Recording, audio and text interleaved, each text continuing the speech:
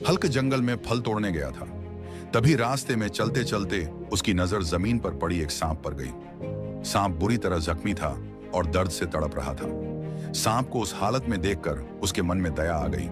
वह तुरंत उसके पास गया और बहुत ही सावधानी से उसका इलाज करने लगा। कुछ ही देर में सांप की हालत सुधरने लगी और वह पूरी तरह ठीक हो गया। ठीक होने के बाद सांप ने हल्क की तरफ कृतज्ञता भरी नजरों से देखा और फिर अपने लोक यानी नागलोक की ओर चला गया। नागलोक पहुंचकर सांप ने सारी बात नागलोक की रानी मेडूसा को बताई। जब रानी मेडूसा को यह पता चला कि हल्क ने बिना किसी डर और स्वार्थ के एक सांप की जान बचाई तो वह बहुत खुश हुई। उसके मन में हल्क के लिए सम्मान और प्रेम दोनों जाग उठे।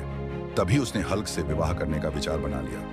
रानी मेडूसा स्वयं हल्क से मिलने उसके गांव पहुंच गई, लेकिन जैसे ही गांव वालों ने उसका असली रूप देखा वे डर के मारे इधर उधर भागने लगे।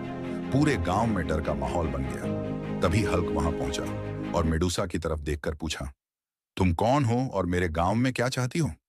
यह सुनते ही मेडूसा ने अपने आप को एक सुंदर लड़की के रूप में बदल लिया। उसका रूप सौम्य और बेहद सुंदर था।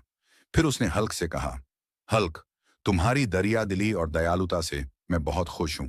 तुमने जिस तरह एक जख्मी जीव की मदद की उसने मेरा दिल जीत लिया। मैं तुमसे विवाह करना चाहती हूँ। यह सुनकर हल्क को जैसे जोर का झटका लगा।